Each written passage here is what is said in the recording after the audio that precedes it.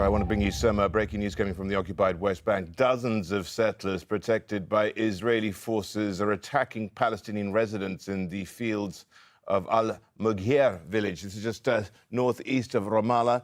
Apparently, they've been firing tear gas at them while they were ploughing their land. It does come against this backdrop of Israeli authorities documenting a 63% rise in attacks by Jewish settlers against Palestinians in the occupied West Bank in the first half of this year. Israeli security bodies classify such attacks as nationalistic crimes and terrorism, according to media, but very few people get actually persecuted. Let's get over to Ramallah itself. Nour, Odeh joining us live on the telephone. And, well, Nour, can you tell us more about what's actually ongoing? Well, al-Mughayyir is a town that has been at the heart of Israeli settler violence and attacks, repeated attacks by Israeli settlers, ploughing the land. The Israeli army has complemented this assault by also razing large parts of the agricultural areas there, hundreds of olive trees as well. And this attack is in that context. I remember a few days ago, we were talking to residents of al-Mughayyir, asking them about, how much land they have left to plant. And they said the only thing that we now have left are the backyards of our homes. The settler attacks, of course, are usually coincide with either the construction of an illegal settlement outpost or the planned expansion of such an outpost. And we see that repeating over and over again. Of course, there is a military gate that cages in al-Mughayyir at the behest of the Israeli army.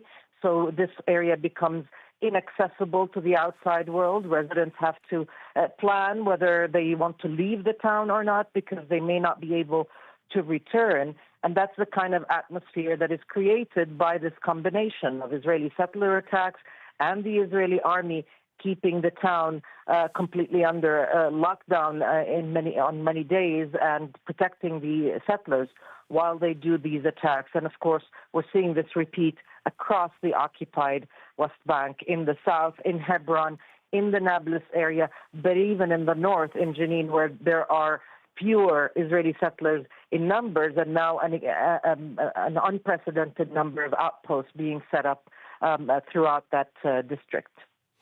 And Nour, I mean, it does come against this backdrop as we have essentially an election campaign going on, and the main protagonists, are trying to outright wing themselves. So there's no incentive to stop this from the politicians. Absolutely. There is no incentive. And this Israeli government's policy is to go after Palestinian presence in the rural areas, in what is called as Area C, which is 60% of the occupied West Bank, where Israel has total control, security and civilian control, where it decides whether Palestinians can build a home, can dig a water well, can access their land. And the campaign is to root out what the Israeli government calls illegal Palestinian presence in the occupied West Bank, which is a Palestinian territory.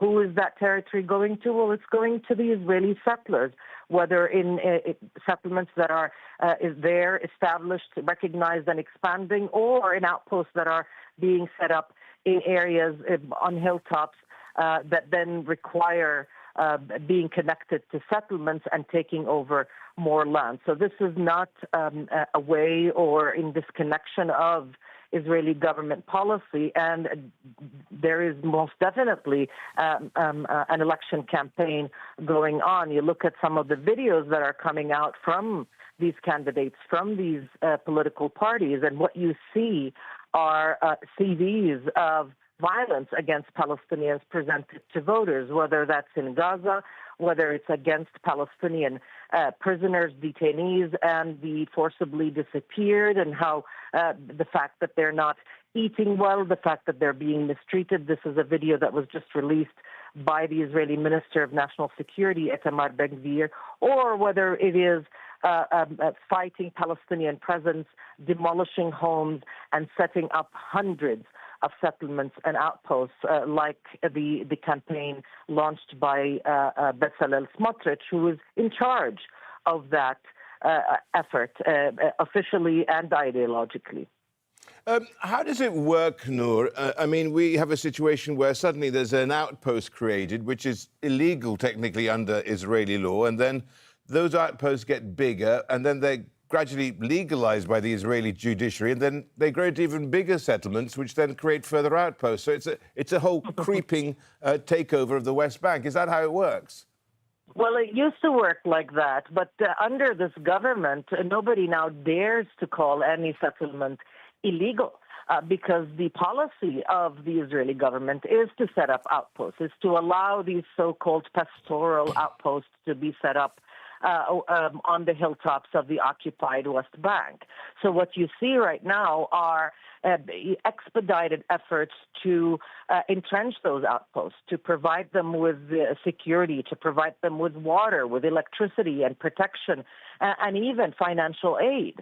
There is no longer even a rhetorical debate about whether this is right to set it up in this location or the other. And you have ministers boasting about the numbers of outposts, because as they argue publicly, this is the best way to take over the most amount of land. You have a handful of settlers with one or two caravans. Sometimes they start out as tents. They have a herd of sheep or a herd of cows, and with those cows and sheep, they can take over an entire mountain. That is what is being shared publicly in Israel as a strategy to take over the occupied West Bank and to keep Palestinians confined to larger populated areas where there are gates installed, about 1,000 of them, along with checkpoints where they can be confined and kept so that the settlers can take over the rest of the land. Just want to remind our viewers about these pictures that you are seeing at the moment. This is really breaking news coming from the occupied West Bank. Dozens of settlers, protected by Israeli forces, attacked Palestinian residents in the fields of a village just northeast of Ramallah and fired tear gas at them while they were ploughing the land. And Nour is still with us. And Nour, I mean, this is just getting worse on a daily basis, is it not? It really is. And moving from one place to another in the West Bank is a daunting task. If it is not urgent, people try to avoid it because you have to think of the checkpoints. You have to think of whether you will make it in time if you have an appointment. You have to factor in all those delays. So a trip that usually takes an hour can now take up to 3, 4, 5 hours.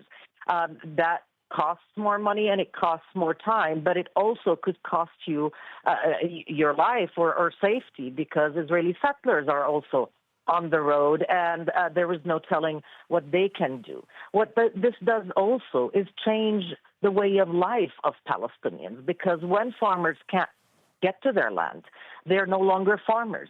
They are now poor, unemployed Palestinians who will need financial assistance, who will need food assistance, who are now food insecure.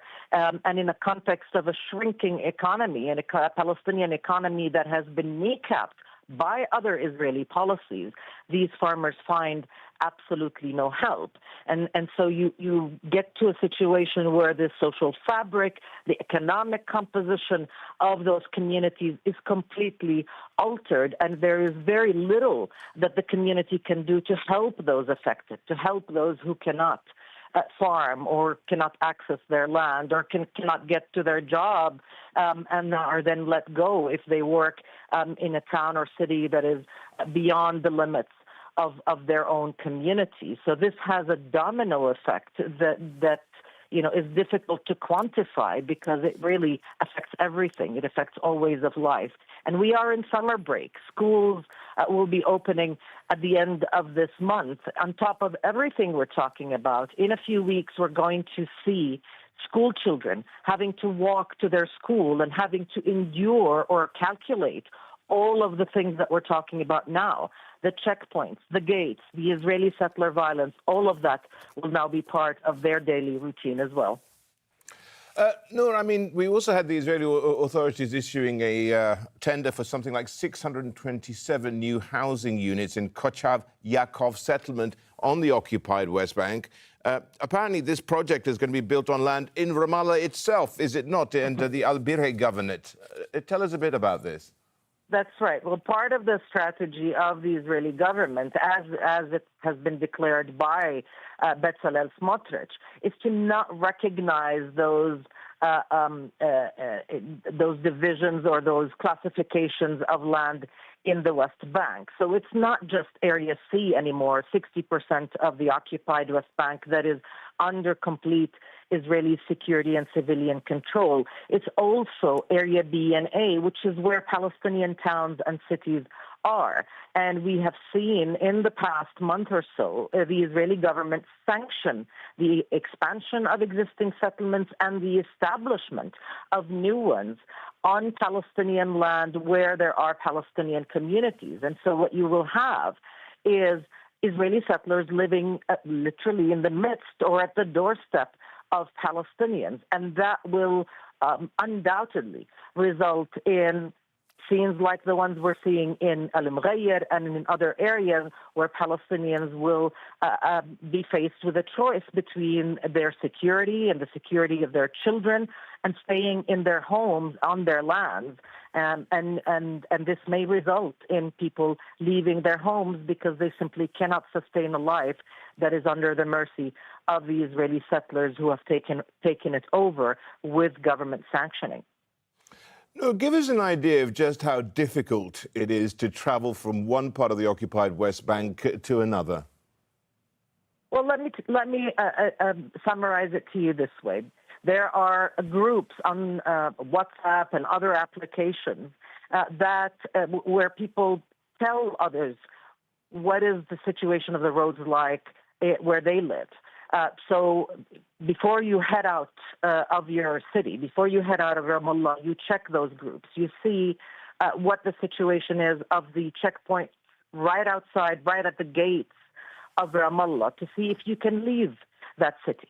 And then depending on where your destination is, you have to check whether the Israeli military gates and checkpoints leading up to that, it could be 5, it could be 10 gates and checkpoints leading to your destination, if they're open or not. And that situation changes all the time. So you could be halfway through only to realize that getting to where you need to go is no longer possible.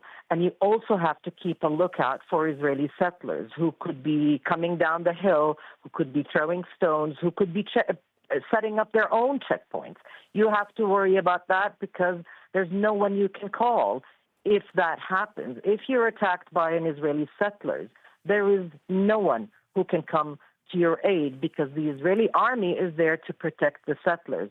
If you defend yourself, you are likely to be, at the very least, detained by Israeli soldiers who are never too far from those settlers. So that's the kind of mindset that you have to be in. You have to be ready to risk. Nour, you have to be ready for the delays. And Nour, do some of these soldiers actually live with the settlers?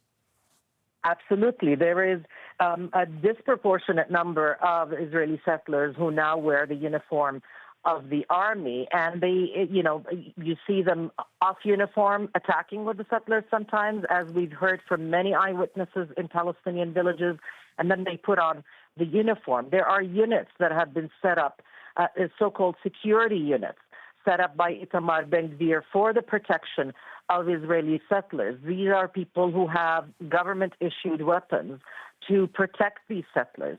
They are settlers themselves. They are not accountable to anyone except Itamar Ben-Gvir, who wants them to fire at will. So there is no law and order component to this. There is no path to justice or legal recourse in this context. And also, Palestinians are forbidden to, for example, sue for damages. They can't go to an Israeli court and ask for compensation when Israeli settlers burn their home, burn their businesses, or bar them from accessing it, like we saw, for example, yesterday in Al-Taibi. There's a cement factory, and the owner hasn't been able to get to that factory, to operate it, to make money and to keep his employees paid for some time because the Israeli settlers have made it inaccessible. He can't sue for that. He can't be compensated for that. He has to take in the losses. Now, Taibi is actually a Christian village, is it not? It's one of the biggest ones on the occupied West Bank. So it's actually just blanket in terms of the way this is being carried out. Odeh is a historical Palestinian Christian town, very important for Palestinian heritage, but also for Christian heritage. It is believed in the Christian tradition that this was where Jesus stopped on his way to Jerusalem. And right now, that village is shrinking. 1,400 residents, around 20 families have already left because their life with these gates, with these settler attacks, has become unsustainable because they can't expand. There is not a single restaurant left in Taibi because business is unviable.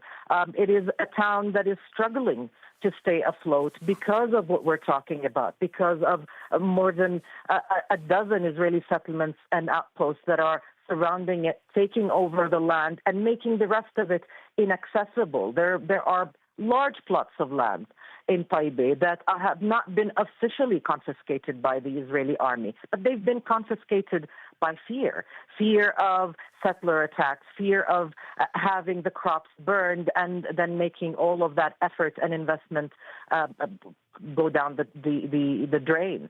And so the land is not planted. The land is not being used, not because people don't want to use it, but because they simply can't. And that opens them up to the confiscation by the Israeli army under the excuse that that land is not cultivated. Nour, thank you so much. Nour Odeh there joining us live from Ramallah on the occupied West Bank. Well, we can stay in the occupied West Bank, joined by journalist Sarah Abu Al-Rob, live from Nablus. We've got reported movements by the Israeli military of them moving into Nablus. What more can you tell us? Yeah, hours after invading the village of Tel and demolishing the house of Farouk, a 3-floor house, arresting Palestinians and attacking Palestinian houses, the Israeli military this morning withdrew from Tel and moved to Nablus. Currently, the situation is that there is a number of Israeli military vehicles located in al-Mughayyir neighborhood. It's a residential area to the southwest of Nablus. No further information about the situation. Why they are here? They might be coming for arresting someone, or they could be coming for invading or raiding a house. But currently, what we know that the Israeli military, a number of Israeli vehicles are located in the southwest neighborhood of Nablus, al-Mughayyir neighborhood. Yeah, and of course, they have all these 600-plus settlements which are likely to be built in Nablus itself. Is it connected?